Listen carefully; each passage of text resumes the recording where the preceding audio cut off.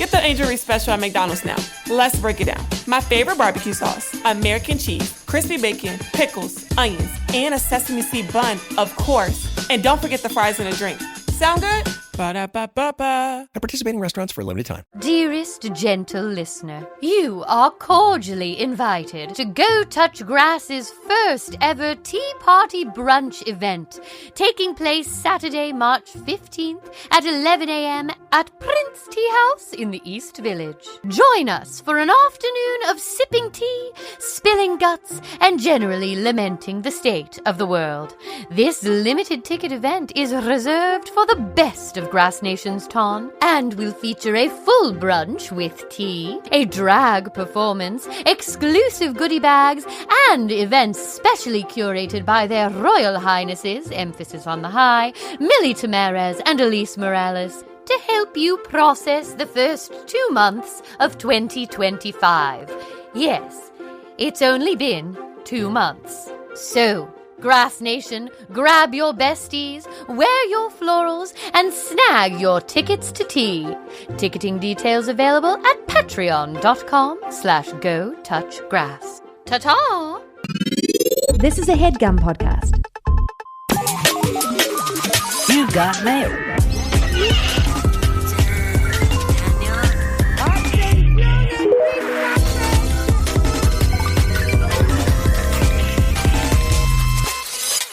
Hi, I'm Millie Tameras. And I'm Elise Morales. And this is Go Touch Grass, the podcast where we log in. so you can log off. Elise and I are two chronically online comedians. And on this podcast, we break down the week in internet discourse, viral memes, TikTok trends, and niche influencer drama so that you can literally do anything else with your time. Literally anything else. And if you like what you hear today and you want to hear more, we have a Go Touch Grass Patreon with tons more content weekly, access to our Discord community, and our spinoff series Search History, where we go break down a viral discourse from the past. Right now on the Patreon, our latest episode, Millie breaks down everything about Hillman talk. I knew nothing about this. She knew nothing. I knew nothing. Now I know a good deal more. And the same can be true for you. And if you're wondering what Hillman talk is, just know that it all started with a man called Bill Cosby. And don't forget to, and I wish I was joking. Enticing. And you know why capitalism ruins everything. Don't forget to leave us a 5-star rating and review. We love your reviews and we need more of them. Mm-hmm. But really the best review you can do is to tell your friends. Tag us in a little story. We'll repost it.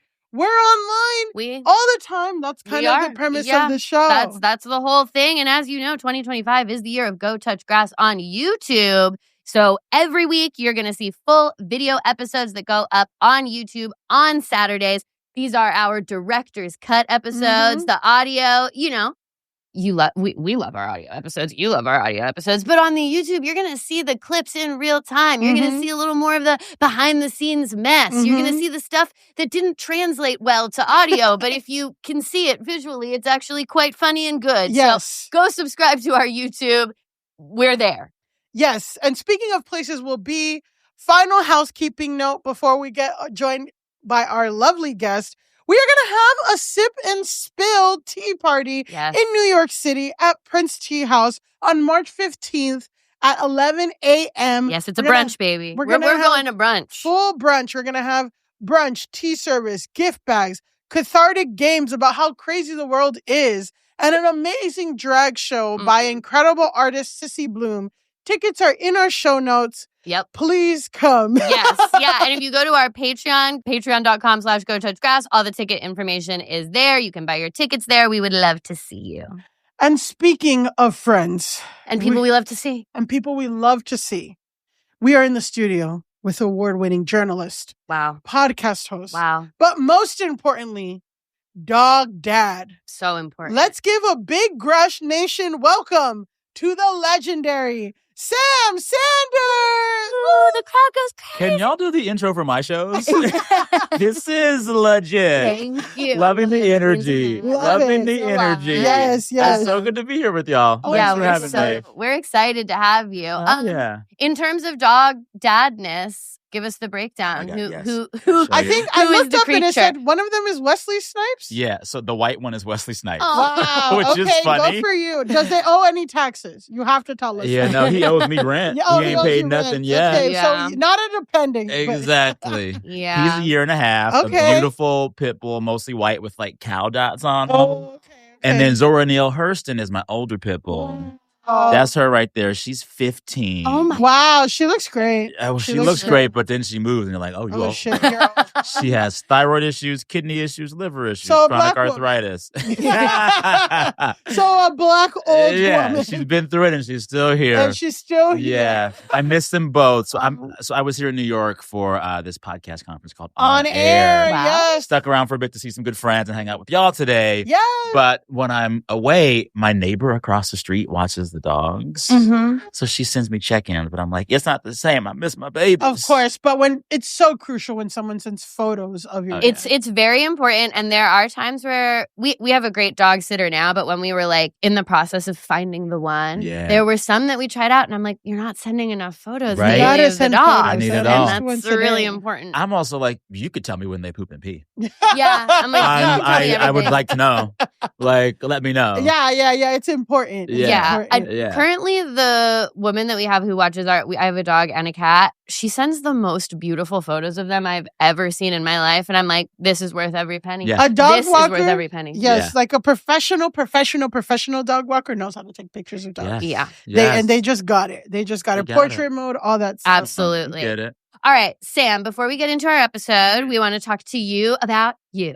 So, All right, let's do it. Between the iconically titled The Sam Sanders Show and Vibe Check, you cover pop culture, news, and stories. Why do you think it's important to cover pop culture, and why is it important to have your perspective shared on these topics? Eventually, what is ascendant in pop culture, especially in the American context, eventually it will rule the country. Yeah. Mm. And literally quite true in this moment. Donald Trump was a reality star before he was president. Yeah. And he was like a tabloid fodder guy. Like he was kind of just Yeah. like a jokey. He's still funny. This is the thing. This is what That's the sucks. thing. He's funny. Yeah, he's funny. He's like the worst, He's got but it. he is so funny. I know, Yeah. especially when we have to compare him to Elon now, who's not Not funny funny at at all and like desperate Mhm. to be so. It's like, oh God, well, at least Donald, he can land these jokes that he's Yeah. trying to He make. lands a joke. Yeah. But one time we were watching like old home videos or whatever from the 90s. And my mom's friend, it was a video of my mom's friend giving a tour of his house. And he made a Donald Trump joke in that video. It's a video from like 1993. And I'm like, this guy has been in the public You know, he was in consciousness one of for the Home so long. Alones. Oh, yeah. yeah. Home Alone 2. Yeah. Yep. Yeah. He's in the Little Rascals movie. Yeah, Oh, he's man. been around. And so it's like, It's I sad.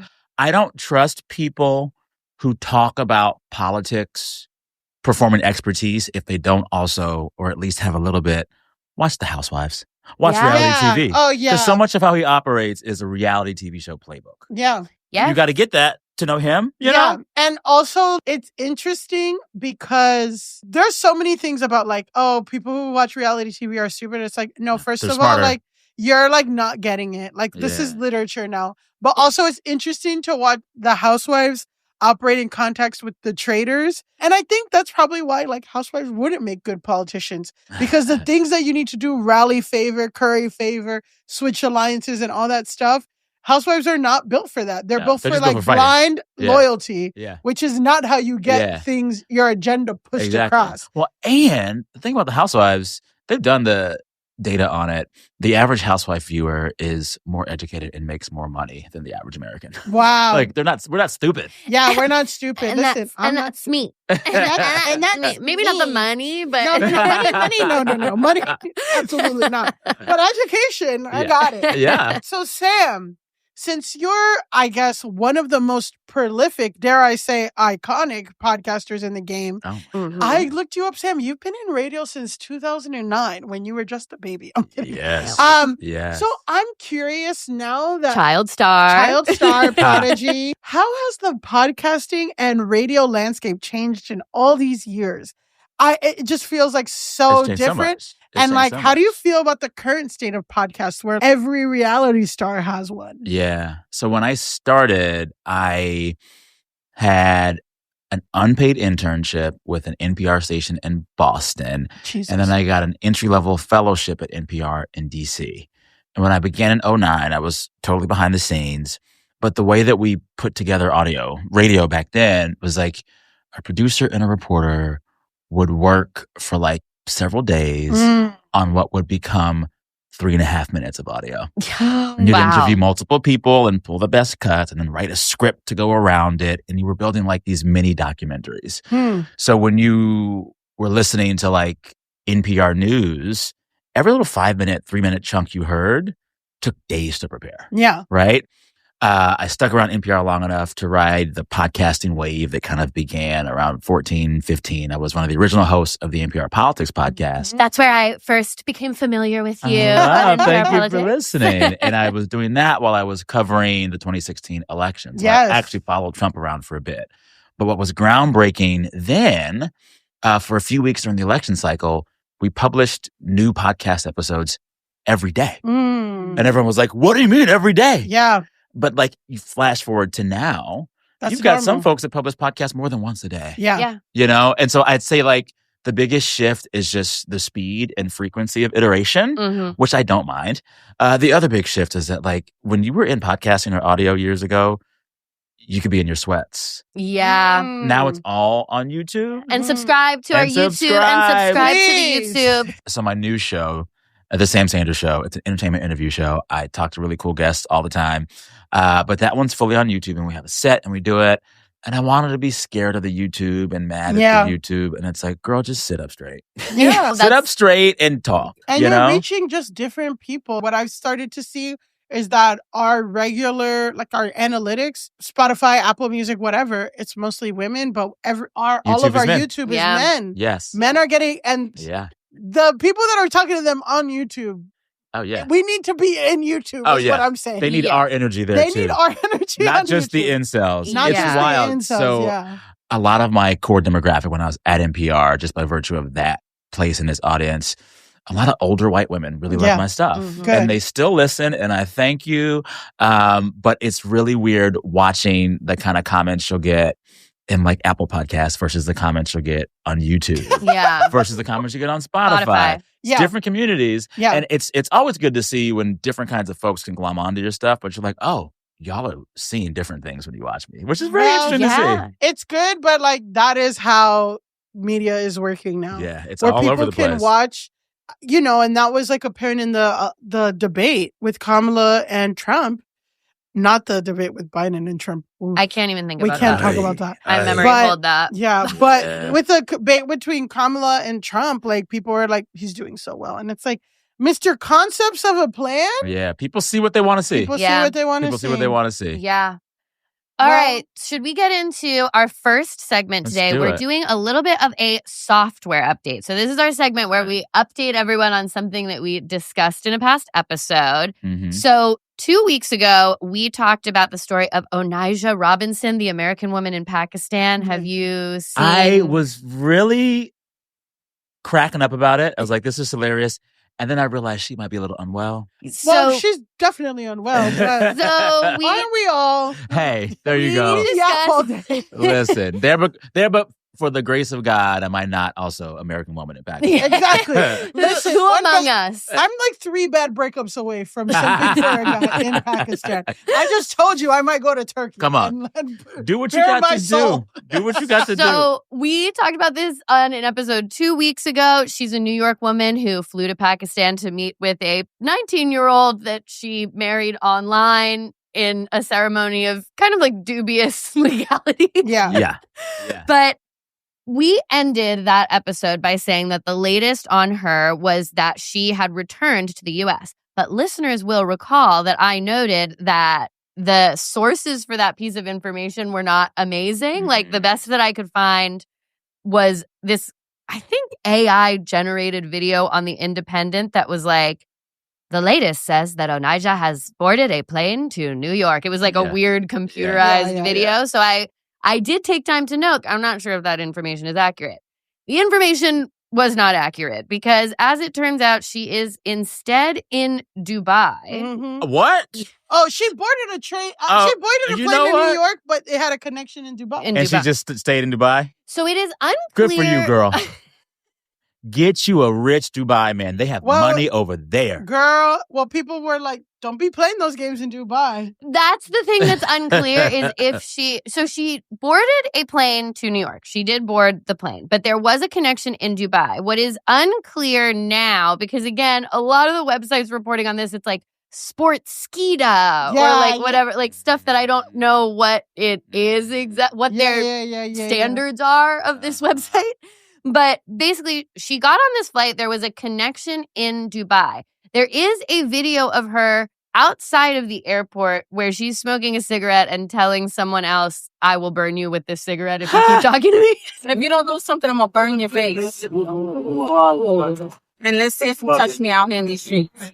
I'm dead ass. I'm not playing. So, okay, this is from BET.com, which I do feel like has some standards. They're trying. Yeah. So, one account suggests that airline personnel removed her from the plane for security reasons, though no additional sources have confirmed this claim. Other reports state that Robinson was placed in protective custody after exiting Dubai International Airport and was found roaming the streets. Some speculate that her detention may be linked to a heated exchange she had with a local, so that's the I will burn you with my cigarette thing.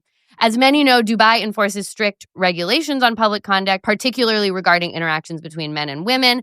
As of now, Robinson seems to have vanished from the public eye. Her TikTok account has remained inactive for some time, and there have been no updates from local Abu Dhabi media regarding her whereabouts. Did they disappear her? Can't be playing games in Dubai. You cannot be playing games in Dubai. Dang. Yeah, at the end of the episode, we kind of had this discussion about like, what is it? Is it cool for us to laugh at the American women in Pakistan? What do we think? And our thing was like, right now it seems all in good fun. I will say, if she's missing in Dubai, we've switched over to no longer all in good fun. I do want her to be found in the United States. I would like to hear. I'm hoping that we hear quite soon. Does she have any relatives? They said that they were waiting for her at the airport. That's what I heard, is that they were waiting for her at the airport. She never turned up. They reached out to Dubai, and that supposedly she was detained for her own protection, but that could be... Yeah. I hope it all works out so that we can laugh about it again and get a Netflix movie. Yeah, exactly. I want a Netflix movie. I want a documentary. I do want, like, if Gypsy Rose has a reality show, I do want to see this woman. Right? I want to see her get paid for some reason. Yeah, exactly. I'm asking for $100K or more. She's done nothing good for me. I don't know her. Yeah. But what I saw, I was like, I like her comedic timing. She deserves a check. We're not making fun of her simply just because it's because she has some good I think she's lines. funny. She has some bars when she said it's against my religion to tell you all my business. That's Stealing that. important. Stealing that. Yeah, exactly. Yeah. Like, that is words to live by for sure. And so I would like to see her safely on U.S. soil very, very soon. Yeah. Or, listen, to go back to it, I know they're rich over there. If she can get out, snatch a rich Dubai man that's going to take care of her, I endorse that too. Yeah, you know what? If she comes out and she says, I'm married, that's beautiful. You know? Yeah, because listen, leave that 19-year-old alone. Get yourself Get a grown man. A real Get a grown man with citizenship that's not just U.S. Yeah. Because you might need it. Exactly. Well, dual citizenship. We have a second software update. Wow. So speaking of people that need to leave their husbands behind, we've been covering the Cardi B Offset divorce for It's many not done weeks. yet? Their paperwork has been filed. Offset refuses to sign. He would, exactly. So we've been covering that, Offset's been saying some pretty disgusting things about her. And then our last update was that she was rumored to be in a relationship with NFL player Stephon Diggs. I need to Google him. He's handsome. Yeah, he's quite He's handsome. He's 6 foot something. He's 6 foot football. He's 6 foot football. He's a cutie pie. Stephon Diggs, 2 G's. But on Valentine's Day, TMZ found Stephon Diggs and Cardi B exiting a restaurant together in Miami, and then they headed to a hotel. Hey. And the clip that they got, Cardi B was looking at him with, how you say, bedroom eyes, and she was dressed very well. So people put two and two together. Offset naturally crashed out, posted a ton of cryptic things, then deleted everything that he posted in reference to that because we know Offset loves to crash out. And then finally, he deleted everything, including pictures of him and the kids that he shares with Cardi B, but he has left the pictures of the kids that he does not share with Cardi B up there. Very normal, non-loser behavior. We said we were going to watch the space, so that's what we're doing. Yeah. We're just updating you on that, but... Can I tell you? I've never seen a straight man handle a breakup well. Well, they don't have the emotional capacity. And that's an illness for society. A queer person, a woman, we're going to get up and get through. Yeah. Straight men, they It's love hard. an excuse to crash out. The way that he posts around this, I get a very almost like early internet putting cryptic lyrics in your AIM away message vibe. Where People I'm still just do like, that on Facebook from time to time. I can't be. I don't know what people are doing on Facebook. I've removed myself from the Facebook of it all. But he is giving. He very much is giving that. It's a little to me. desperation, and it's like a few hops, skips, and jumps over from like my Shayla energy. Like we don't need you out there acting a fool over a thing that's done. Yeah. It's that done. you worked really hard to make sure that it ended. There you go. A woman, you'll be able to tell that she's going through a breakup because the number of like selfies at And she just golden looked great. hour. Yeah, like Great they've cut, gone up. great fit. Like they're just gonna elevate and up the game. Yeah. I'll say this, Cardi B has crashed out on Instagram Live, on a bunch of things over Offset because he would publicly embarrass her with other girls. Again, she went to jail, or she got charged because she beat this woman's ass and her sister's ass. Well, Cardi B's always right, so it is what it is. Exactly. It is what it is. And then he would show up with that same girl that pressed charges on Cardi B, like on publicly. So let me tell you something. Let me tell you someone I wouldn't play with ever. Cardi B. No. A woman from the Bronx. Who, Come on. Come No. on. No, who like, yeah. You know she speaks Russian? Because of like her career as a stripper. She picked up Now I'm Russian. imagining Cardi B as the lead of Honora. Yeah. I Exactly. want that. Exactly. I would watch I it. want that. So we just said we'd watch that space. And then So the space is being watched. The space is being watched again. What's going to happen, y'all think? Well, she's going to publicly get with Stefan. I feel like there's a future. I mean, if they're doing Valentine's Day together, that's big. That's a big move as two public people to be publicly seen on Valentine's Day. Yeah. That's something. Because we were saying that we wanted her to date like a cornball NFL player like Russell Wilson. Now he's with what's her face though, no? CR, but like we Yeah. said, like she needs her Russell Wilson, like back. But she's with Stefan Diggs, who's He's very pretty. Yeah. handsome and suave. So Yeah. I'm fine and with he's that. been linked with JT in the past or something. One of JT. Young Miami. Oh, from City the City Girls. Girls. Yeah. Okay. Okay. Well, now let's move on to the discourse. Okay. So the discourse is our main segment where we talk about what's going on the internet, what people are talking about. And I have to say, as a resident Twitter correspondent, You're still on there. I'm still on there. Dang. I'm lurk. still on there. I'm living lurking. in the ruins. I'm living. This is what we do for the podcast. This is the important work. This is my beat. I'm on Twitter trying to see. Is it still force feeding you Elon tweets? Before I left, it just like made you see every Elon tweet. It did, but now it's okay. So it was hard. And then also it was hard to pick the discourse for after 2 weeks off because, oh boy, did a lot of shit happen. So for those of you who still want their mental health kind of not ruined and avoid Twitter, Same avoid diff. Twitter like the plague, I want to do you all a favor and give you a broad overview of what's been happening the last few weeks on Twitter. Okay. A new Elon Musk baby mama just dropped. Yeah. She's a Republican influencer by the name of Ashley St. Clair. Everything about her post have been it's like what is it? In Defying Gravity. No post that there ever is or ever was. Like every post she's ever posted is humiliating. So that happened.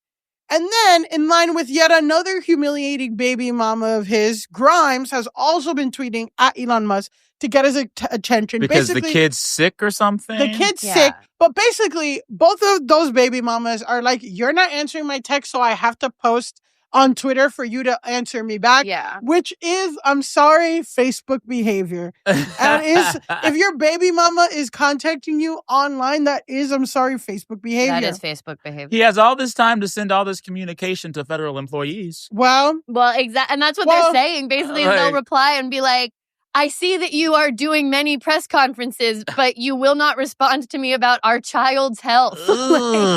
It's bad. It's not on this, but one of his emails went public, like with the email attached to him, HROMP.gov. And that one, he emailed 2 million employees that said, you have to tell me 5 things you did last week if you want to keep your job. So then he was like, caveat, if it's classified, don't write it down. Good God. But good God. What happened is now millions of people around the U.S. are emailing him. So he's a fucking idiot. Share the email address. He needs to. I just said it. Okay. HR@omp.gov. Oh, that's it. Wait. That's it. He's sending from the HR@ email address? Because he just made up? Yeah. Fool. Yeah. I want him to send me 5 things he's done this week. While avoiding baby mama. There you go. 12 and 7. He has, 13 kids now? 13 kids that we know of. Yeah. And most of them IVF. are boys too. Yeah. Probably sex. Yeah. That's why a lot of people are speculating that since a lot of them are IVF and a lot of them are boys, that he's specifically choosing male. There's a term for it. A lot of the Silicon Valley bros are doing this now. They're proto-nationalists or pro-nationalists. Yeah, they think that they and their DNA need to populate the world. Yeah. So their goal is to have as many kids as possible so that the dumbs don't. Yeah, but that in every sense is eugenicism and Nazism. Because they only want white babies. Yeah, it's crazy. So that happened. Speaking of humiliating, there was also a 31-year-old single mom of 3, racial context, these people are Black, who flew out to see a guy on a sexy trip and paid for everything, paid for the hotel room. And the guy was 25. And she was how old? 31. All right. And they posted she posted through it because he ghosted her. He posted his response. Everyone was talking about that. That went viral. They both sound stupid. But I just want you to know that that's another discourse that happened. On Twitter. On Twitter. And TikTok. Twitter and TikTok, that was happening. And so she got stood up and posted about it, but then he posted about standing her up. Yeah. Did he say why? She's sloppy. She's this, that, whatever. And then people were like, why are you as a single mom leaving to go fly out to meet this 25-year-old idiot? Again. She probably had a babysitter. Also, for both of them. You're allowed to get flued out at any age. No, there you go. No. That's the thing. But she flued herself out. She flued herself out. She wasn't flued out. She was the flyer out, and she went to him. It was crazy. Who's going to want to date either of them after this? Well, we'll see. Finally, Twitter user @RoxyTail tweeted something to the effect of, exercise is good if you can do it. It went viral, bad viral, and people called her a eugenicist, drill instructor, an anti-masker, COVID denialist, accused her of threatening disabled people, and a Nazi. Just because she said exercise is good if you can do it? I did Come see on. that. But isn't that right? But this is Twitter. Everything I told you is what you missed on Twitter for the last 2 weeks. Remember that video from years ago where some really well-intentioned white woman who lives on a farm was like, it was so great to wake up on my farm. Yes. And my boyfriend makes me coffee and I have coffee in the morning. Yes. She had to leave the internet. Yeah. It was that one of those. The chilly neighbor. That one. Yeah, that one. So this was one of those things that She just happened. wants to exercise. She's just saying Y'all weren't mad when Michelle Obama said do it? People were mad, actually. Oh, you're different right. people, though. Different people. I would say a completely different demographic of people were very mad when Michelle Obama said exercise. Yes. Well, listen. Well, any thoughts about I want to be before internet famous. I'm saying right now, exercise. Wow. Come at me. Come at me. You really want the YouTube comments to be like, who is this Black and gay man? Wearing that fucking shirt telling me to exercise. Any other thoughts before we move on to our main discourse topic? I mean, it is just the most internet thing in the world where you can't make even a semi-generalization without people being like, well, I can't exercise because I have list of ailments. And it's like, totally, then yeah, this doesn't apply to you. It's the I mean, the classic thing is the bean soup comments. What's the bean soup comment? So this was like a famous video, basically, that someone posted on TikTok being like, I'm making bean soup. And it's for people low in iron specifically. Yeah, low in like iron. this is the bean soup. And there were people in the comments basically being like, well, I don't like beans. Well, then go to the next video. Exactly. Well, that's the bean soup phenomenon. So is now that everyone's like, yeah. People call comments of this nature bean soup comments, which is basically like, yeah, if you don't like beans, then definitely the bean soup isn't for you. There are many other soups, but instead it's people get mad in the comments and they're like, well, I don't like beans. So why'd you post this? Mm-hmm. And it's like, I did an episode years ago about like something about coming out and queerness or whatever. Really nice, sex positive. Well, he's gay. I got the nastiest email from an asexual who was like, y'all didn't talk about us. And I was like, I know I didn't. Yeah, it wasn't about... I didn't. No harm, no foul. Like, what are you going to say? What am I going to say? Blessings to y'all? I don't know what you're doing. I mean, isn't that what the A in LGBTQIA stands for? I don't know. Wow. I don't know, girl. Wow. I don't know. Wow. All this to say, people love to get mad. Yeah. People love to get mad. People love to get mad. And that is no different from our main discourse topic. Uh-huh. So for the main discourse, I'm going to talk about the way people are discussing food stamps online. Wait, we're talking about food stamps? We're talking about food Y'all stamps. better get them all you can because Elon about to knock that out. Well, first of all, we realize that not everybody that watches us is American. So they might not know what food stamps is. Okay. So in the United States, we have the Supplemental Nutrition Assistance Program, SNAP, formerly known as the Food Stamps Program. It is a federal government program that provides food purchasing assistance for low and no income persons to help them maintain adequate nutrition and health. And it is a federal aid program administered by the U.S. Department of Agriculture under the Food and Nutrition Service, FNS. Though benefits are distributed by the specific departments of U.S. states, the Division of Social Services, and the Department of Health and Human Services. Put a pin in that. SNAP benefits supplied roughly 40 million Americans in 2018 at an expenditure of $57.1 billion. So 16% of U.S. children are living in households with SNAP benefits. Okay. How many people are enrolled kind of depends on like what's going on with the economy. Like, again, it peaked in 2013 after the Great Recession and declined in 2017 as the economy recovered. It is the largest nutrition program of the 15 is administered by the FNS and is a key component of the social safety net for low-income Americans. Yeah. The amount of SNAP benefits received by a household depends on the household size, income, and expenses. For most of its history, they used to have paper-dominated stamps or coupons with ones which were brown, fives which were blue, and tens which were green, bound into booklets of various denominations to be torn out individually and used in single-use exchange. That's why it was called food stamps, because of their one-to-one value ratio with actual currency. But in the 90s, the food stamp program was revamped, with some states phasing out the actual stamps in favor of a specialized debit card system known as electronic benefit transfer. The EBT. The EBT, provided by public contractors. And EBT has been implemented in most states since June 2004. Each month, SNAP benefits are directly deposited into the house's EBT card account. Households may use EBT to pay for food at supermarkets, convenience stores, and other food retailers, including certain farmers markets. Yeah, you'll see it at bodegas and stuff a lot that it says like we take EBT or we don't. Yeah. Whichever all the farmers market now in Los Angeles take them, and it's really sweet. LA is pretty good with like how many places take food stamps. Yeah. SNAP benefits, commonly known as food stamps, are administered nationwide. And in 2023, the program served an average of 42.1 million people per month. So in 2018, it was 9.2 Americans, but in 2023, it raised to 9.2% of Americans. And then in 2023, it rose to 12.6% of U.S. residents. On average, SNAP recipients will receive an estimated $170 per month per person.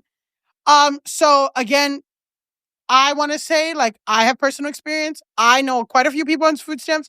I had food stamps when I was in AmeriCorps at different points of my life, and it really fucking helped. I had to fill out a bunch of forms, especially like when you get like Medicaid, which is like the free health insurance, if you make under a certain amount, you can qualify for food stamps. Not all the time, and it was tied to that. So I had to show proof of income and shit. And yeah, it was basically a debit card that got refilled.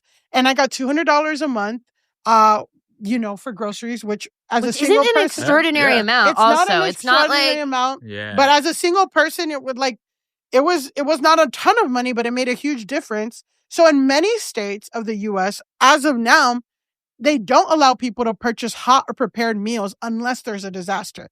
I think Which is wild to me. Yeah. So you can't like go to in LA you can, in some parts of California you can, but in most parts you can't go to like McDonald's and pay with food stamps. Which is wild because a lot of the people that have to rely on SNAP benefits have to work long and or obscene hours. Yeah. And they might not have the time to actually cook. They probably have less time to cook than someone higher classed. And a lot of people on food stamps are disabled. They can't be in that kitchen cooking like that. Exactly. Yeah. So, but it goes back to like, well, why like you're poor, like, and lazy. You can't be poor and lazy. Like you have to make your own food, blah, blah, blah. And again, like just for the benefit should be, quote, for any food or food product intended for human consumption, except alcohol, you can't do tobacco or hot foods, including foods for immediate consumption.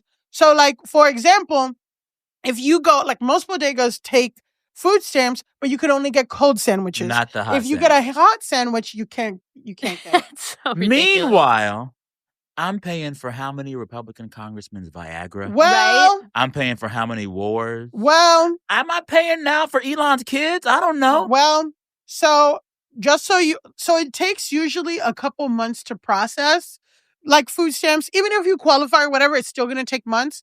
So I remember when I got food stamps, like I applied and I got it maybe 3 months later. Mm. So what happened is I had 3 months worth of, so I had like $600 when I first got it. So that was great. Yeah. So that's how you were able to like have access. I remember one time I had like all this balance on food stamps and I went to go visit my friend in Boston. My card worked in Boston. I was able to get her groceries. Okay. We had a dinner party with it. It was Wow. great. So what are your thoughts on food stamps so far and like everything that we know so far? Like I was saying earlier, like when I think of like all the things that my tax dollars just pay for, the thing that offends me the least about that expenditure is like feeding my neighbors. Yeah. You know? I'm just, for me, when I think about, things that I think the government should provide, especially in the wealthiest nation in the world, I think a program that makes it so people don't starve to death because they're poor or disabled or have fallen on hard times in any type of way, that feels good to me. And I obviously don't subscribe to the idea that people who are on food stamps or people who are poor are lazy. But I'll also say that I don't think that someone should starve to death just because they're lazy. Yeah. I don't think anyone should starve also, to you death. know who's usually the most lazy? And I see them in LA all the time. Rich folks who have been rich for a long time. Yeah. They're so lazy. They have They no don't ground work. in reality. Yeah. And most poor people are working. Working 2-3 jobs. 2-3 jobs. And what, like, it's interesting because a lot of food stamps, a lot of welfare, a lot of things require you to work to get them, and it's important to note that like a lot of people that work in Amazon or at Walmart or at these huge corporations, they need food stamps because what they're paid does not give them enough. Yeah. So when people are advocating for higher minimum wage, it's so that these people at these corporations don't have to use food stamps. So like, in a way, like I remember Bernie Sanders framing it like we are subsidizing Jeff Bezos because he doesn't pay his employees so he can get billions of dollars, but then they end up on government health and care. and we're, again, like our taxes are subsidizing. Yeah. So anyway. What was the discourse online around food stamps like? And what made it flare up? Was there a news story or something? Well, Trump just put anti-vaxxer, serial cheater, animal killer, and worm brain guy Robert K. Jr. as his head. RFK. RFK Jr., sorry. Robert K. Jr. Mr. Kill the Bear. Mr. Kill the Bear. Blew up a whale, too. Blew up a whale. Ate He a loves dog. killing animals. Messed up. He's messed up, but guess what? He's ahead of Health and Human Services. Which is wild to me. And one of his first agenda items is a thing that critics have argued for a long time, that SNAP's food stamps, EBT, should not be used to purchase sugary snacks, soda, and junk food, as it promotes unhealthy eating habits, which can lead to obesity and other health-related issues. And Kennedy has made it clear that he's in favor of stripping unhealthy foods from SNAP. He said, quote, "The one place I would say that we really need to change policy is the SNAP program and food stamps and in school lunches. There, the federal government in many cases is paying for it, and we shouldn't be subsidizing people to eat poison." The SNAP program, again, is administered by the USDA, the U.S. Department of Agriculture, which is its own government agency, and is not run by the Department of Health and Human Services, which Kennedy heads. But again, Agriculture Department head Brooke Rowland, who is also Trump appointed, is said that she's willing to work with Kennedy on making the proposed changes. Other Republican lawmakers agree and are working at the state level to see unhealthy purchases become ineligible. Kentucky Representative Matt Lockett and Idaho Republican Representative Jordan Redmond both proposed bills that would eliminate unhealthy food from being purchased with benefits. Junk foods, like foods that have a lot of calories, foods high in macronutrients, sugar, and fat, but have little nutritional value. Kennedy has not outlined what food he wants to see banned, but there's a Texas representative who has introduced legislation to prohibit purchasing carbonated drinks with more than 1 gram of added sugar with SNAP benefits. So this is like Coke is healthy, but Coke is unhealthy, but Diet Coke is fine. Like, come on. If there's a gram of sugar in LaCroix. I think that the LaCroix's thing is that they don't have sugar, but apparently they're full of some other thing called forever chemicals. So enjoy. Enjoy, everyone. Well, so this was going on. And on February 18th, retired baseball player, current winemaker, and former Fox News correspondent Adam Housley. Why is he in it? Tweeted this. "As a kid who grew up in neighborhood grocery stores since I was 5, I can't tell you how many times I saw people come in and buy crap food for their kids with food stamps, then open up the wallet and use cash for liquor, beer, wine, and cigarettes. Then there were those who would repeatedly buy a lemon or lime, get the change, walk out the door, throw them away, and do it again until they had enough change to buy cigarettes or alcohol. As a kid, it pissed me off because there are other people who could really use the help, and then there are others working the system." I have a lot to say about this immediately. Say it. Never in my life have I been this attentive to what other people at the grocery store are doing. That part. Like, also, as a kid, it pissed you off? What do you mean? What type of child is at the grocery store looking at everybody's stuff and going, "Throw the lime away, Mommy. Mom, I can't help but notice that everybody is throwing away their limes." I'm like, what fucking weird kid is it's so just a fake story to me in general. Also, yeah, they used their cash for liquor, beer, wine, and cigarettes because you can't use food stamps for that. So it's not even, I don't even understand what that's about. Yeah. And it just all comes down to this mentality that I hate so much, that like anyone who's poor should live in perfect austerity and that they should dedicate every single waking second of their life to getting out of poverty, and they should never spend a single dime on a candy, or they shouldn't have they shouldn't smoke a cigarette, or they shouldn't drink a beer, because they should every moment of their life should be dedicated towards only becoming not poor, and that they're not able to have any joy of any kind. As if the system isn't designed for poor. Like, as America is right now, we need poor people. Like, people are going to be poor. Run. Yeah. That's the only way that we can, especially now when oligarchy is at its highest. There's no way that people aren't going to be poor no matter how hard they work. And, back to the junk food thing, really quickly, if it's like things with sugar in it, then that covers like a birthday cake, which now, is technically cold. You can get a birthday cake from Walmart on food stamps.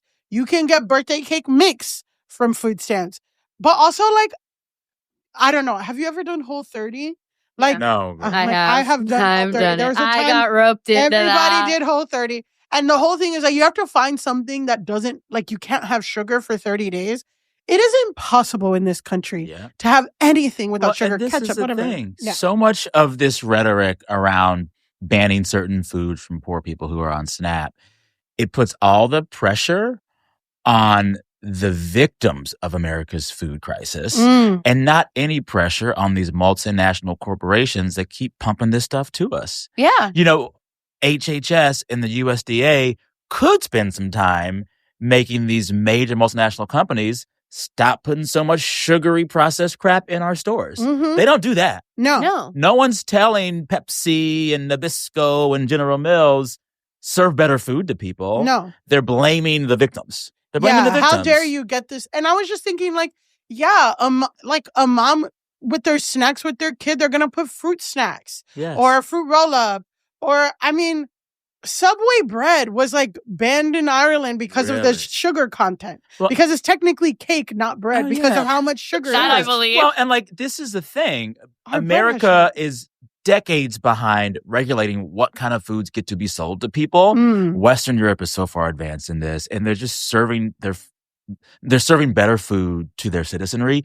We're not doing that. So it's also really unfair to say we're going to ban processed or sugary foods from SNAP benefits if you can't supply an alternative. There are some places in major cities that are such food deserts. If you told folks they couldn't get sugary or processed food, they'd walk out of the grocery store with next to nothing. Yeah, and the options that, are organic, no sugar, whatever, they're more expensive. Exactly. So people who and not in the stores that a lot of folks can go to. Exactly. You know? So it's like you're making someone's SNAP benefits go, like, they're not going as far if they're not able to buy anything that is sugary or that has, I mean, he hasn't even said what he's going to determine junk food to be, but it's like, so you're going to tell a mom who's on SNAP with 6 kids that she can't buy Fruit Loops that they can't, you know what I mean? Well, like, just basic stuff. And you got these fools like RFK Jr. getting really, really mad about what kids are eating. Let's talk about all the steroids and chemicals pumping through his body. Oh, I literally... Come on now. No, like, it's so crazy that he's anti-vax. The Wall Street Journal had a really incredible podcast deep dive asking this one guy who took steroids, how it ruined his life for the rest of his life. That was the testosterone episode? The testosterone episode. Good. It was Turns good. Turns out you take too much testosterone as a man, your body will lose the ability to make it itself. And this guy's like heart is beating fucked up. Yep. He can't get hard anymore. Yep. It completely ban ruined that, his hair. RFK. Yeah. Ban no, that. but he's not, because for him in his 70s or something, like, they it's want good. That. Whatever. Like, somebody in their 70s taking steroids and pushing it to a guy who's in his 20s or 30s, like, it's completely different. It's so dangerous. Exactly. It's so fucked up. But again, like, and I'm also thinking, like, when was the last time RFK even had a conversation with anyone on food stamps? Thank you. When has he gone to a regular, not Whole Foods, not Erewhon, not whatever, but like, even a Stop and Shop. Come on. Even a whatever. And then, when has he gone to a Food Lion or an Aldi's? Thank you. Yeah. Well, and he's a Kennedy. Exactly. He's a fucking Kennedy. And this fool Adam Housley complaining that people were getting liquor, beer, wine, and cigarettes. You only get to complain about people you don't know using liquor, beer, wine, and cigarettes if you've never had any of it yourself. Right? Well, come on. Well, people do what they do. Exactly. We're humans. Yeah, and also this tweet, he's literally saying, and then they used their own money to buy cigarettes. Okay. That is allowed. What? That is allowed. But it's that like any part of the money that they would have used. So let's go back to Adam Housley. This tweet had 14.5 million views, 5,000 likes, and almost 3,000 comments. People were pissed. Let's read some of the tweets. You can't get change from food stamps. Nice story. I was thinking that. I was like, yeah. That's why I did the whole what are food stamps? Because like you can't get change from food stamps. Somebody said, so you just hung out on the corner of stores and observed grown-ass people collecting change over time to buy cigarettes and alcohol at 5 years old. Just pulled up a seat and sat there watching folks. Just knew everything at 5 years old. Mm-hmm. Then someone else said, what exactly do you mean you grew up in a neighborhood with a grocery store since you were 5?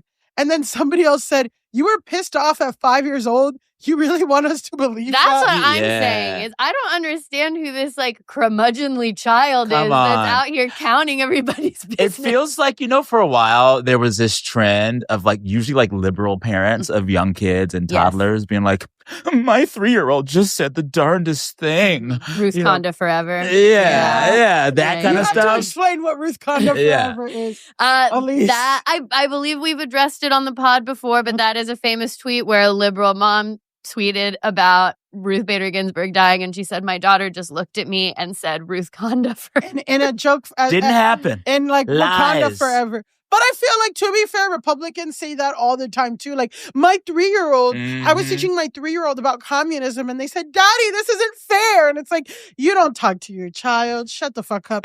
Well, guys, people looked in a little bit deeper and found that Adam Housley was both born in and raised in Napa, California, Girl, aka wine country. he ain't never seen no food stamp. Next tweet is, the streets are saying you're from wine country, yet you're speaking on, quote, neighborhood grocery store as if this was a corner store in South Central LA or something. Your, quote, experience isn't adding up.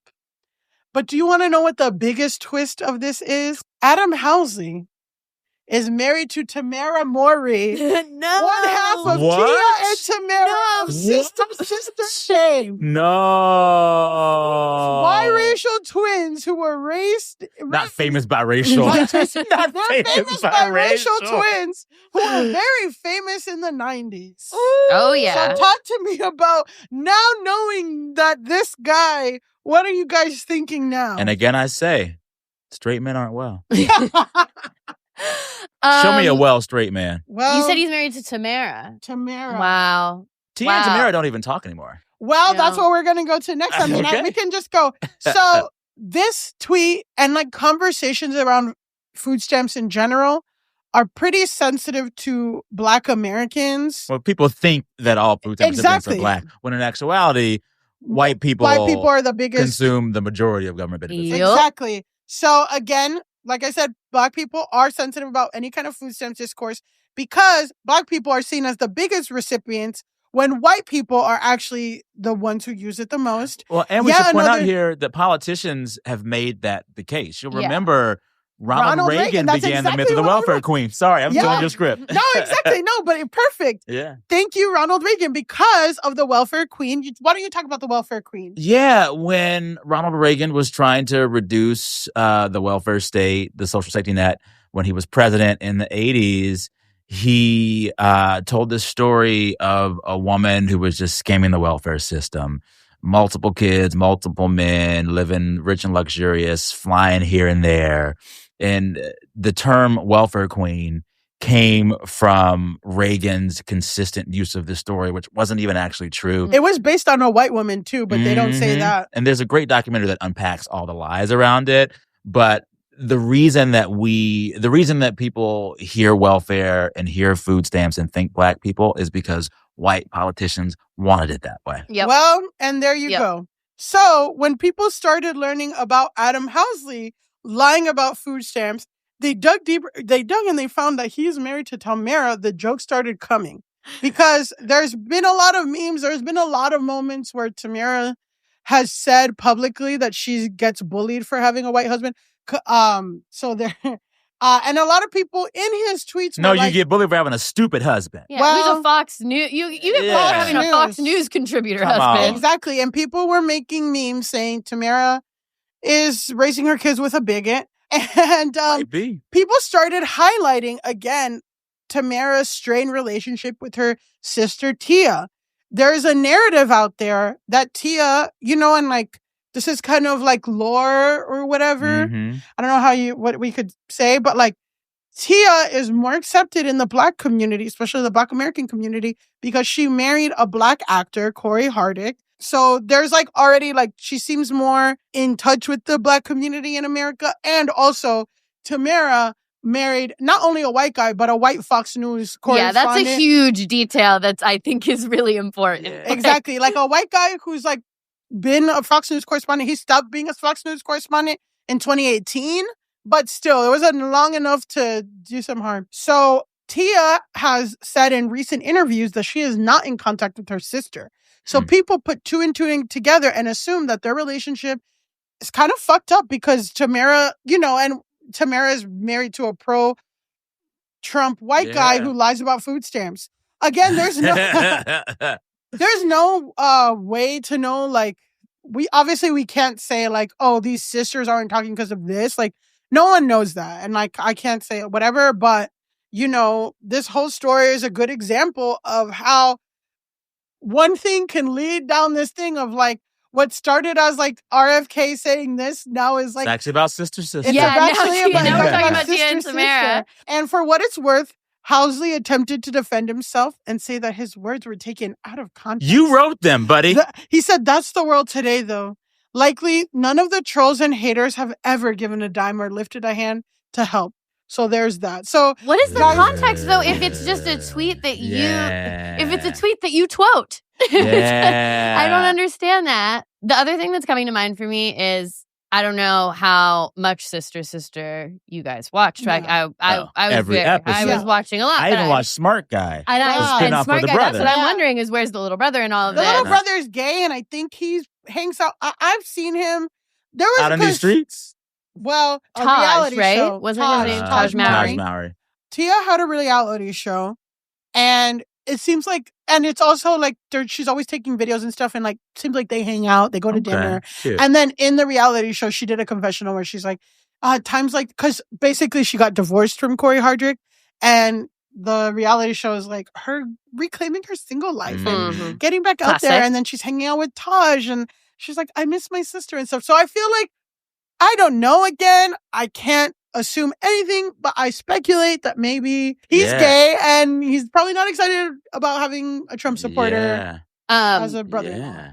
I just remember that there was one point where they changed the theme song brief. It was like still the same, like, sister, but they changed the lyrics because I guess Tia and Tamera were trying to, like, create their own identities. So the lyrics changed to, like, I got my own style and my own mind. Yeah. I'm like, and yes, you did. Yes, you do. I just keep thinking about that was like playing in my head as I was thinking about this. I got my own style and my own mind. It's a really good delivery. Yeah, I like that. I remember the song. And one of the most iconic memes of Tamera, which is probably one of the funniest things, I probably should have included it, was that Tamera was she used to be on The Real or The Talk. Yeah, she was on the talk show. The Talk, one of those, like, those knockoff views. Yeah, exactly. Yeah. And she was telling us sort of like online trolls, and she's like, and they just called me a white man's whore. And like, oh no. And like, that was like a serious thing, but people have like that's funny. Clipped it. Yeah. And like anytime there's a picture of like Jonathan Bailey or like Robert Pattinson being hot, everyone like comments, I'm just a white man. And that was all up and down this thread too. Oh, I'm sure. So yeah, that's our discourse on food stamps. And I mean, I will say this. Everybody who was concerned about the food stamp discourse online and was chiming in on one side or the other, imagine if all of them just gave $5 to their local food bank. Right. With the time it's spent to send those tweets. Because even with all the federal benefits that we give to poor people to eat, there's still people starving in this country. It is, you dig into it, there are millions of people that go to bed hungry in this country every night. Yeah. And I bet you Mr. Housley ain't doing nothing about that, yet he's yapping on Twitter. No, he's too busy standing outside the grocery store looking at everybody's bags. Exactly. Saying, what are you doing with these lemons? Yeah, because you better use these lemons. Food stamps requires you to have internet. You have to have an address. You have to be at the address. Again, it takes 3 or 4 months. Like, you have to put an address on. And if you're homeless, like, you just can't get that. You need to have consistent things. You need to arrive on time for your checkups. Also, I'm sorry. Maybe I'm crazy, but I think if we're the richest country in the world, which they keep telling us, everybody should eat free. Yeah. Well, that's keep the how schools I feel. open year round and have free meals for the kids whenever the hell they want. Yeah. Feed everybody. Well, feed everybody. Exactly. And I'll say, like, with New York, we're for everything that it's, like, not whatever. There is like the public pool, every library, everything. They do free lunch in the summers. Good. For kids. Because those kids need it. Because a lot of these kids. A lot of kids, that's their only place to get exactly. School. But, Well, all right. I think it's time for us to move on to our next let's palate topic. cleanse, because that got me riled up. Yeah, Mad at these kids getting food. We're going to talk God. about a story of hope that has emerged online. This is our segment called Dispatch from the Animal Kingdom, where we talk about a viral animal. Yes. Millie and I were recording our Patreon episode this week, and I turned to her and I said, Millie, there's a viral fish, and we got to talk about this fish. We got to talk about this fish. Okay. Have either of you heard about the anglerfish that was found near the surface of the water? No. No. Okay, great. Oh, they're not supposed to be that far They're up. not supposed to be that far up. Okay. So, anglerfish, for anyone who doesn't know, they are these fish that typically live in the very deep sea where it's super dark. They're like scary. They have big teeth, and then they have like a light on the front of them. They're kind of so ugly, they're cute. They're featured in Finding Nemo. We may remember the anglerfish from Finding Nemo. And they're actually really tiny. This is a picture of someone taking a picture of the anglerfish that was found near the top of the water. So they're little teensy guys. They're usually really deep down in the ocean. But this one, last week, was spotted near the surface of the water off the coast of Tenerife in the Spanish Canary Islands, far from the depths of its usual home.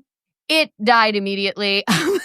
Okay. So we have to say that, Sam, because we actually have kind of a tough history with this segment on the show. One time we highlighted a whale named Valdemir, and he was assassinated. After we a spy whale. Yeah, he was a spy whale. A Russian asset. What? Yeah, there was a Russian spy whale named Valdemir. Wow. We did a whole episode on him, and mere weeks later, he was found with bullet holes.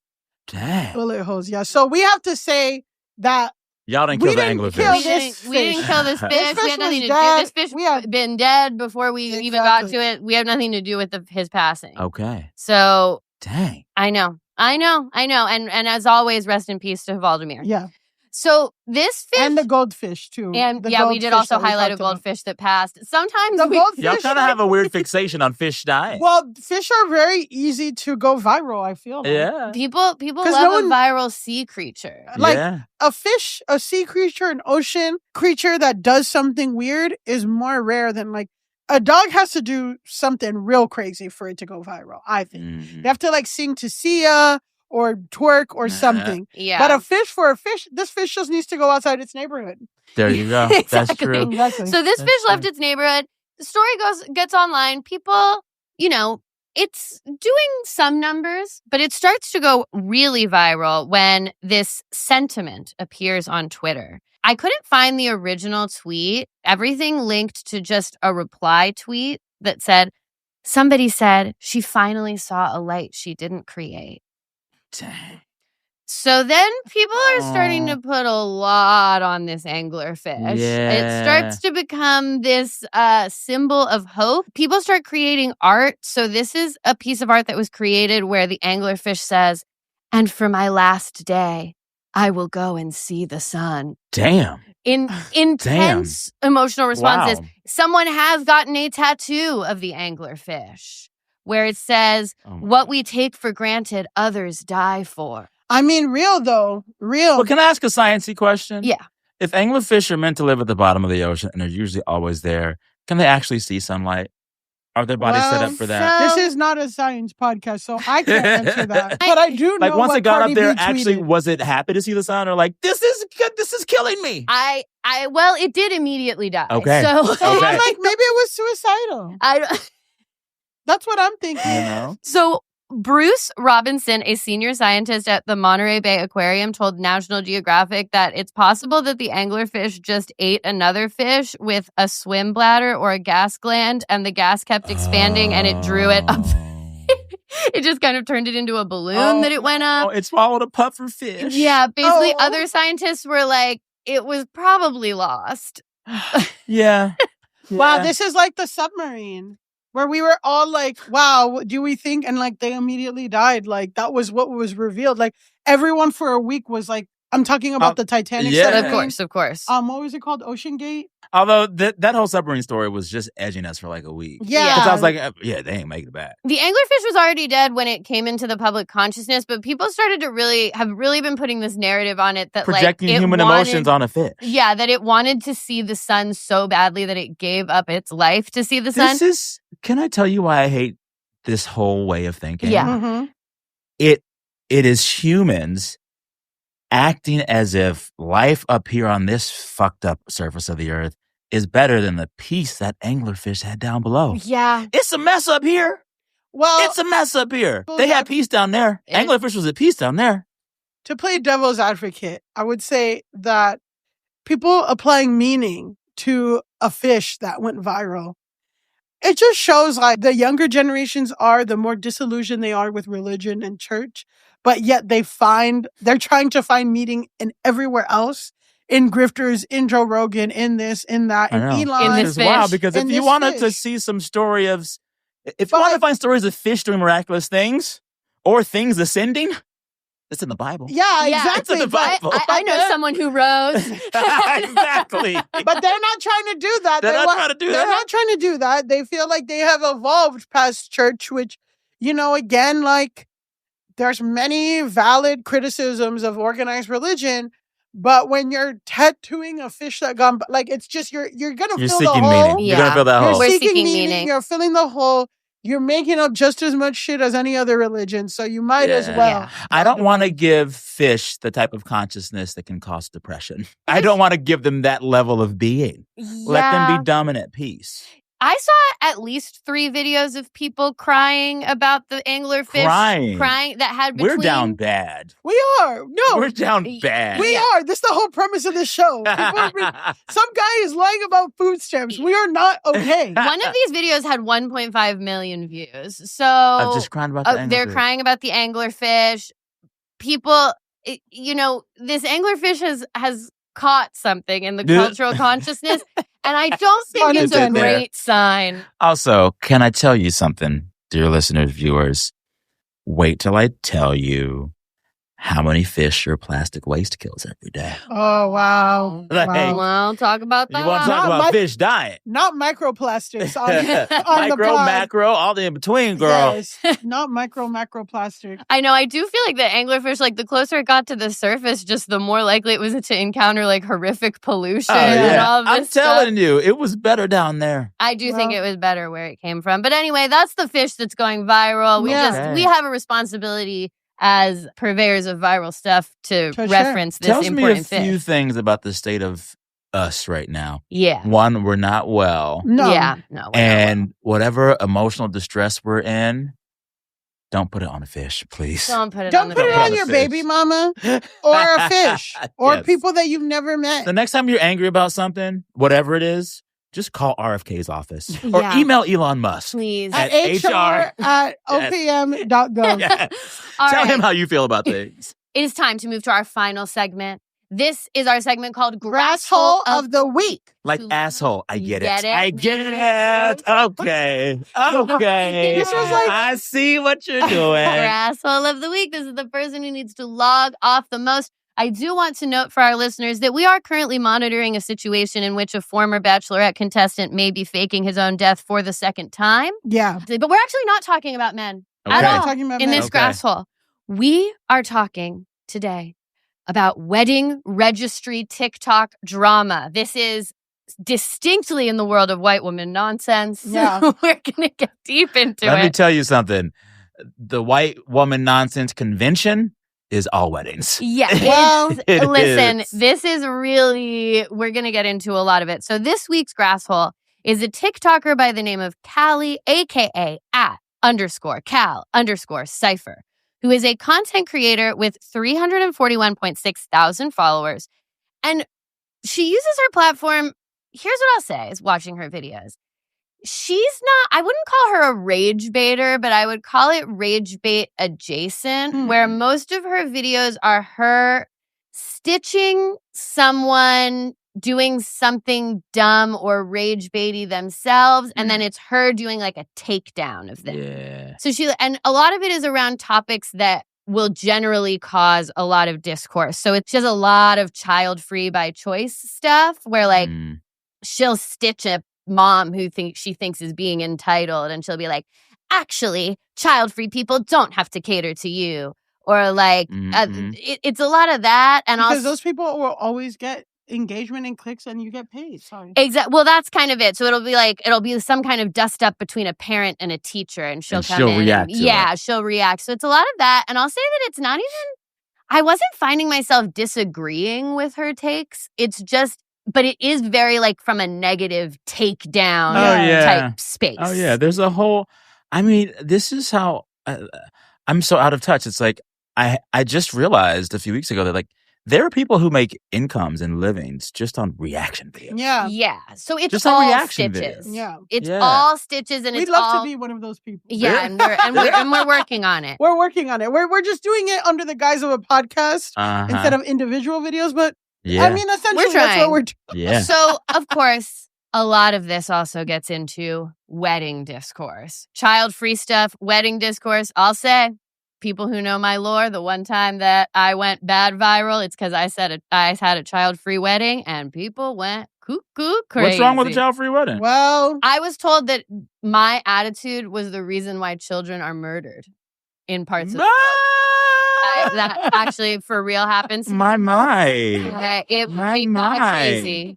It got crazy. Wow. There's a lot of people who say sorry that like our current society is unwelcoming to children and it is disencouraging by having spaces that don't allow children to be there. It is like kind of ostracizing people who do have children and not have not. Let me tell you something. I live in the great city of Los Angeles, and those fucking hipster parents out there have made every space a child space. Well, you can't go to a bar without someone's toddler up in there.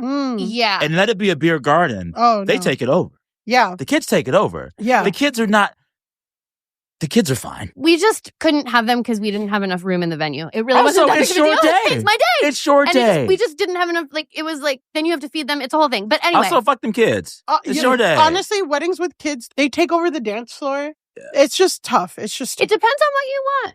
It depends on what you want. But either way, these are hot button topics that get people really riled up online, and they will tell you that you're the reason children are murdered. So anyway, the reason people are mad at Callie online is because last week she decided to stitch a video by a woman named Kayla Rose, who posted basically like a slideshow of stuff from her wedding registry. So you know how TikTok, you can do like slideshows now? So this was like a slideshow of stuff that's on her wedding registry. Which is not why I go to TikTok. No, it's not what I use TikTok for, but... people are using, like, Instagram wants to prioritize Reels.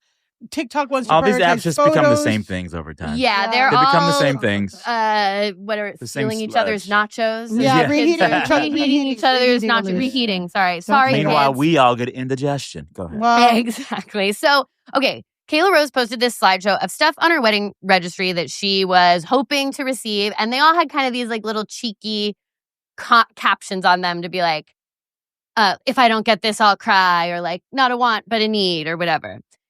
Kayla Rose now has 12,000 followers, but that's after this whole situation went viral. So we can only assume that she had like way less before this. So there's big disparity between like her and Callie, who's stitching her video and commenting on her. And my guess would be that Kayla, even though, you know, you're posting publicly to TikTok, so you know that anyone could see it, she's really mainly posting for people who like know at that point. So before we watch the video, a note on wedding registries in general. Traditionally, a wedding registry is something the couple puts together. It's basically a list of things they'd like to receive for the wedding. The idea is that like these are things that will help them start their new life as a couple. And it usually includes a range of price points from like small stuff to mid-tier stuff to bigger ticket items. Classics of the genre include fancy pots and pans, a KitchenAid mixer, which will come up again, like a Dyson vacuum, things of that nature, stuff that's expensive. These days, a lot of registries will also allow you to do group gifts, so multiple people could contribute to the Dyson vacuum. So you put something super expensive and then like a bunch of people can donate for you to get it. Also, a lot of times, the things that you don't that don't get bought on the registry, Crate and Barrel will offer you a discount on them after. So sometimes people will put stuff on there and be like, well, even if I don't get it, I can buy it for myself with the discount. So I'm just going to add this type of stuff. And I'll just say this, like kind of in the before times or like in the 50s and shit, wedding registries were under the assumption that couples, this is their first time living outside. Together. Yeah, they haven't lived together. So they literally do need They need the blender because they ain't got one. They don't have one. But now it's really under the assumption that most couples that are getting married have lived together. So maybe they are going to put something a little bit more expensive or lavish because they don't need plates, but maybe they do. Like they've always wanted a mixer. But also what's happened with all these wedding registries, it's like back in the day when you took a blender to the wedding for folks that had never lived together before, the wedding was down the street at the church in town. Now you're inviting me to your destination wedding in Mallorca. Yeah. Well, I done paid $5,000-$6,000 just to get there. Then you got a registry, and I know you already live with your man. Exactly. I'm not getting you shit. Oh, I showed up to the wedding. My presence is the present. That's how I feel about weddings and stuff like that. I haven't given someone a gift from the registry list in at least a decade. Yeah, I don't do it with a lot of these weddings, but also too, what a lot of couples are doing now are doing like honeymoon funds. And also like older generations and stuff too. Like I think you were talking like a lot of cultures and stuff, like it is customary for families to give cash. Yeah. So some people are like, well, we don't need dishwashers or stuff, but maybe we want to go to this special vacation in Italy. So you can like help fund that and stuff like that. But like me personally, Millie Tamera's, no, I'm not giving shit. But well, okay. So when my husband and I did our registry, my thought was like anything that was like fancier items, I was like, that's stuff for like the rich aunties to buy. You know what I mean? It's there for that. And then you do it so that people don't buy you the same shit or whatever. I'll usually throw stuff to the honey fund or whatever for people's weddings, whatever. Either way, it is a common thing to have a wedding registry that has these items. People do this. This is a thing. And a note, that about Sam's thing is like a lot of wedding registries now, it'll be like on Amazon or whatever. So you can just buy it. You can buy it, but then it'll get delivered and shipped to their house. Well, yeah, that's the other thing too, is it just makes everything easier. It makes sure people don't buy you the same shit over and over again and like whatever. It tiers things out. And then also, you could potentially get a discount if you add the things to the wedding registry. One more note, too, is that I knew someone whose baby daddy was an assistant to a very rich, famous rapper. Mm-hmm. She had mouth it to me off camera. I'll tell you. No, I'll tell you after. She had her registry, and basically, like, they had their baby shower, whatever. Anything that was left over, this rapper bought everything from the registry. So that's also, like, a thing of, like, well, if she didn't have it on the registry, this rapper would have never known to get it. And that's why you have to have the registry, because what if a rapper is going to buy all this stuff on your wedding registry? Exactly. But okay, now with all that background information, this is the beginning of the video that Callie made where basically she stitched this girl Kayla's video and was making fun of her. Things off our registry that I will actually be devastated if we don't receive. That's okay. I'm sure they're all going to be completely reasonable. It's not a want, it's a need. And it's $350. She's in desperate need of silverware for $170, a Dyson for $350, a Dutch oven. She's asking one of her wedding guests to buy her a $400 Dutch oven. So that's basically like the tone of the video. She just kind of found a random woman on TikTok and then stitched her to her like 300,000 white followers. Woman on white woman crime. Oh my God. Yeah, and kind of came for her. There's a special place in hell or something, Taylor Swift said, I think. Exactly. And basically came for her for things that are normal things that are on a registry. Yeah. Are they expensive things? Well, also, it's very ironic that this woman railing against the expenditure of money on unnecessary gifts is using that very discourse to make her own money. Well, exactly. So basically, she makes this video. She really thinks she did something. Mm-hmm. It actually does send hate over to this girl, Kayla, who, again, probably has maybe max like 5,000 followers she did not at this ask point. For this. She and her video is joking, like her being like, not a want, but a need. Like, that's not real commentary. Also, she didn't make it for strangers. She made it for her friends to see. Yeah, she's not She's not famous. Yeah, like it's a TikTok, whatever. Anyone knows that your stuff can get seen, but she wasn't a huge creator with that kind of an idea. So anyway, Kayla starts getting all of this hate, but then it does backfire on Callie. The comments are eventually turned off on this video, and now the video is completely deleted. And Kayla deleted her original video because she was getting all this hate from people who were coming to her.